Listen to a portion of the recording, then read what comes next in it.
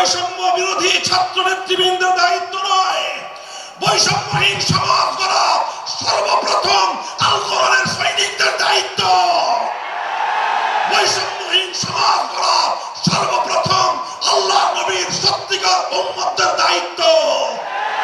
ওঠো, দাঁড়াও, হাত মুষ্টিবদ্ধ করো, সমাজ থেকে সকল বৈষম্যের কবর রচনা করবার শপথ নাও। যদি স্কুলগুলোতে আমাদের সোনামণিদেরকে আল্লাহর কোরআনের সঠিক শিক্ষা, তেলাওয়াত শিক্ষা দেওয়া শুরু হয়, এই আমার বাংলাদেশকে আর কোন শক্তি বিপদগামী করতে পারবে না।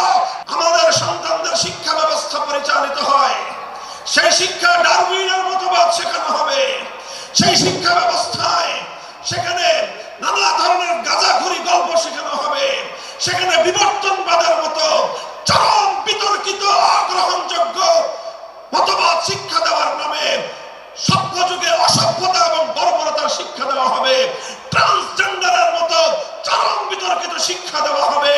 সেখানে বৈষম্যের মতো এই সকল শিক্ষা দীক্ষার মাধ্যমে একটি অসভ্য পাশ্চাত্যের উলঙ্গ অর্থ উলঙ্গ সমাজ তৈরি করার যে অপচেষ্টা, নতুন বাংলাদেশ সেটা বরদাস্ত করবে না, সেটা বরদাস্ত করা যাবে না। এই মাটিতে একটা স্পষ্ট আহ্বান জানাতে চাই, একটা দাবি তুলতে চাই।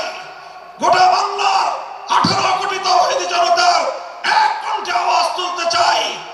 আমাদের জাতীয় শিক্ষা ব্যবস্থায় প্রতিটি স্কুলে, প্রাইমারি স্কুলে আমার সন্তানদেরকে জাতীয় শিক্ষা ব্যবস্থার অন্তর্ভুক্ত করে বিশুদ্ধ কোরআন তেলাওয়াত শিক্ষার ব্যবস্থা করতে হবে। জাতীয় শিক্ষা ব্যবস্থার শিক্ষাঙ্গনগুলোতে রাষ্ট্রীয়ভাবে প্রতিপালিত হয়, তাদের সকলের আয়োজন হয়, অথচ কোটি কোটি কচি কাঁচা শিক্ষার্থীদের জন্য জাতীয় শিক্ষা ব্যবস্থায় আল্লাহর কোরআনের বিশুদ্ধ তেলাওয়াতটুকু শিক্ষা দেওয়া হলো না। একটি মুসলিম জাতি হিসেবে আমাদের জন্য এর চেয়ে দুঃখজনক, এর চেয়ে লজ্জাজনক আর কোনো বিষয় থাকতে পারে না। এমন বাংলাদেশ দেখার জন্য শরীয়তুল্লাহর রক্ত দেয় নাই, এমন বাংলাদেশ দেখার জন্য তিতুমিররা বাঁশের কেল্লা গড়ে নাই। আমাদেরকে অনেক বঞ্চিত করা হয়েছে। আমাদেরকে বিপদগামী করার জন্য জাতীয় আন্তর্জাতিক আভ্যন্তরীণ এবং বহির শত্রুরা একযোগে অনেক ষড়যন্ত্র করেছে।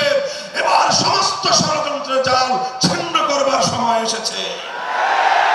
আমরা সকলেই যদি যার যার জায়গা থেকে এই আওয়াজ উঠাই যে সব শিক্ষা থাকতে পারবে, সমস্ত কিছু শিখবে আমাদের শিক্ষার্থীরা, প্রাইমারি লেভেলে অন্তত বিশুদ্ধ তেলাওয়াতের শিক্ষা থাকবে না কেন?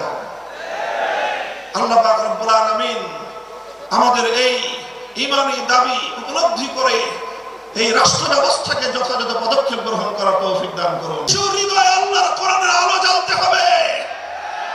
আমাদের জাতীয় শিক্ষা ব্যবস্থায় প্রতিটি প্রাইমারি স্কুলে একজন কোরআনের শিক্ষক নিয়োগ দিয়ে বিশুদ্ধ তেলাওয়াতের এই আওয়াজ আজ বাংলাদেশে